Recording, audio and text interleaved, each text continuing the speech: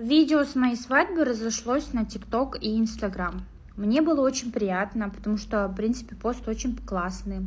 Но когда я зашла в комментарии и выставила это себе видео в Инстаграм, отметила себя, наших мужчин разнесло так, что мне стыдно переводить турчанкам, подругам, мужу турку.